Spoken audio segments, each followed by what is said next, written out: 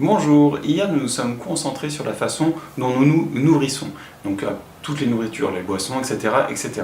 Aujourd'hui, nous allons revenir sur quelque chose que j'ai évoqué lundi, qui est plus sur les maux et les maladies que nous expérimentons au quotidien.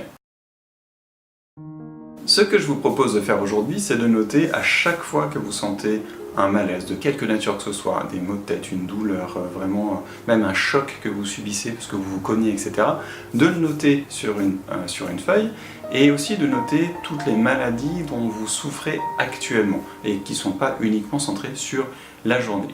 Tous ces éléments sont autant de signaux qui sont générés par votre corps physique pour vous dire quelque chose. Ça peut être difficile à accepter pour des personnes qui n'ont pas cette façon d'envisager les choses, mais je vais essayer de prendre un exemple.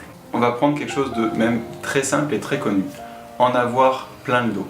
Quand on en a plein le dos, eh ben ça veut dire quoi? Ça veut dire qu'on porte des choses, on fait beaucoup de choses qui ne nous nourrissent pas, on se sent contraint à faire, etc., etc. Et au bout d'un moment, on en a marre. Mentalement, on en a marre. Moralement, on n'a plus envie de le faire. Et qu'est-ce qui se passe?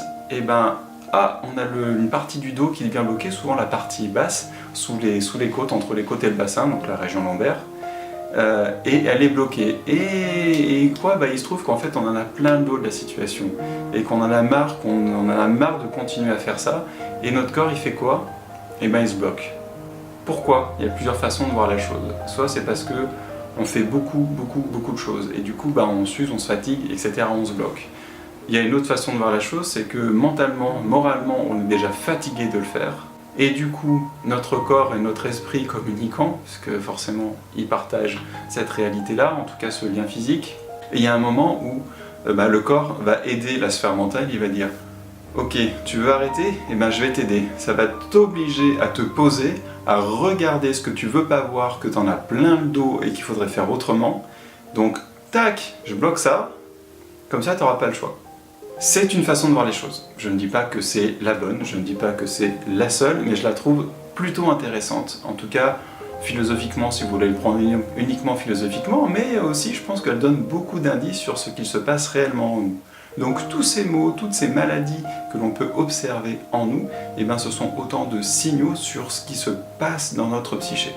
Et en ça, je trouve que c'est une grande richesse et que c'est vraiment appréciable, parce que même si notre mental ou notre ego ou ce que vous voulez, je ne suis pas très au fait de toutes ces notions, pour moi ça reste flou encore aujourd'hui, même si parfois on se leurre nous-mêmes, notre corps il n'a qu'une façon de s'exprimer, c'est via ces mots-là.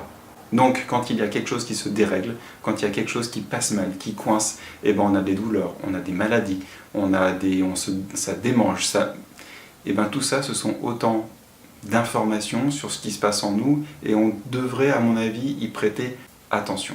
Ça peut être localisé sur des zones du corps, parce que lié à des mouvements, etc. Ça peut être localisé aussi sur des organes, différents organes, sur un système complet, par exemple sur le système digestif. Alors, système digestif, c'est des choses qu'on n'arrive pas à digérer. Ça peut être des situations, ça peut être des choses qu'on nous a dit, ça peut être des émotions qui restent bloquées en nous, ça sera plutôt côté du foie. Voilà, il y a plein de choses comme ça que je trouve hyper intéressantes, et je vous encourage à vous interroger sur est-ce que ce serait possible que ça fonctionne comme ça, que tous ces mots soient une autre façon de porter des messages à notre attention, à notre conscience, pour que on se rende compte de ce qui se passe et de ce que nous faisons en fait au quotidien. J'arrête là pour aujourd'hui, merci d'avoir regardé cette vidéo, je vous souhaite une belle journée et comme chaque jour, prenez soin de vous.